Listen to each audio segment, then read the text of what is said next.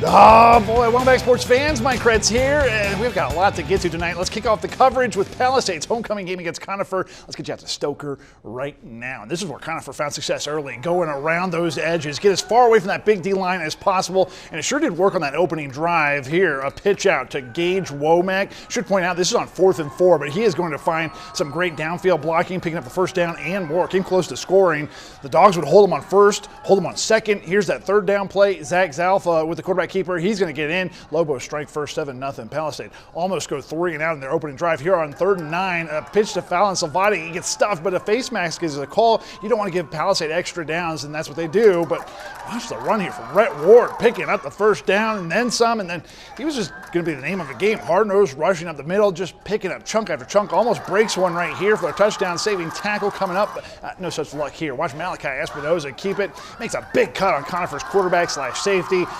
That arm tackle is not going to take down Espinoza. Bulldogs counter the opening shot with a 7-point drive of their own. Let's get to the second quarter and let's get back to Rhett Ward just thumping away up the middle. And when that starts to happen, you start to key on him. And when that happens, Espinoza starts finding lanes. Watch him here on the keeper. Look how he sucked the Lobo defense away from him. Nice key block, and just Espinoza hits the Jets. Lobos diving, but not going to catch him. Palisade take the 14-7 lead, and it looks like Conifer is ready to respond. This is a really well-executed play here for Gage Sims, who picks up the first down.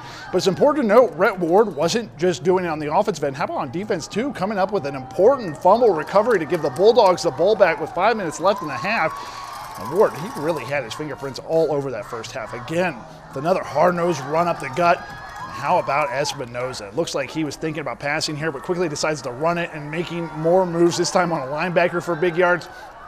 And even when it looked like plays were going to be busted, watch him stay upright here. Find the edge. Not just the edge, how about the end zone? 21-7 Bulldogs at half. Did I mention Palisade receiving to start the second half? Good thing I was ready with my camera because Roman Tupper Brown, he was ready, buys a split second for his blockers, hits the lane, and then turns on that serious speed. Be careful with your downfield blocks. No one's going to catch him. How about an 83-yard kickoff return for a touchdown to start the second half? That's an achievement for sure on homecoming night, but Conifer do respond here. Zalfa kind of running for his life. No secret, the Lobos trying to get to the air and get back into it. Crossbody throw to Gage Womack. It's a big pickup for the Lobos, but this one going to be even bigger. The Zalfa-Womack connection again, but Womack decides to come back against what you'd think would be the run-up play.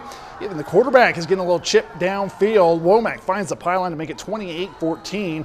And that's about the time I had to leave. Let's get you to the final scoreboard, shall we please? How about 42-21 Palisade? That's your final. Should mention a bit of a scary moment with a Conifer player going down late in the third quarter. He was down for some time too. Want to wish him all the best, and a congrats to the Bulldogs for wrapping up non-league play with a win. Let's get over to Antonio, who has some highlights from the Central Fruta softball game.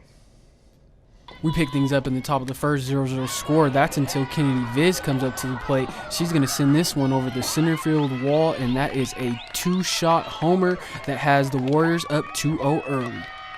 Moving along, top of the second, still 2-0 Warriors, and Sedona Johnston is going to hit one out to left field. That outfielder can't wrangle in the ball. That's going to send in another run, giving the Warriors the 3-0 lead. And the Warriors is essentially harvesting runs at this point. Olivia Litzen is going to lift one that fits right into the gap between the outfielder and infielder. That's going to drive in another run, pushing the Warriors' lead to 4-0. Next up, Bailey Ritterbush. She's going to hit one out to left field, which drives into this second run. We're going to have a play at a plate, but Jasmine Finn slides in clean, and that's going to give the Warriors the 6-0 lead. But the Wildcats wouldn't go without a fight, though. Here, Lauren Lee hits a 2-run homer. That's going to touch just over that yellow line. That sends 2 runs in. Fruta would have a valiant comeback, but would end up falling to the Warriors by a final score of 9-7. Sticking with the Wildcats, Jocelyn has more with Fruta Volleyball. Thanks, Antonio. Yeah, I made it out to Fruta where the Wildcats were hosting the Montrose Indians. The first set was a battle from the beginning. The Indians put the ball up, Madison Matouche spiking this one down for the first point of the night. But Fruta can't keep up. The Wildcats able to get this one over the net. Montrose keeping it alive. Matouche trying for another spike, but Brady Thomason is there to block it. With Montrose down 9-8, Fruta's serve. Sarah Imus puts it up there. They're going to find Kelsey Rocco, and she tips it over the net just out of her opponent's reach. And with that, the Indians would pull ahead. They find themselves up 16-11 in the first set. That is until Fruta's side rallies and Jillian Buck comes in for the spike and the points, getting Fruta tied up. And once they score this time, they never look back. With one last push from Bailey Sparks, Fruita wins set 1 with a final score of 25-22. To the second set we go, the Wildcats with a much better start this time. With some errors by Montrose and great offense by the white and blue, Fruita is up 5-0. Montrose finally getting their chance at it, Avery Waite with the diving save, but it's not enough to stop Jaden Key from getting that first Indians point. But in the end, Fruita would take set 2 and win the match 25-22, 25-12, 25-11.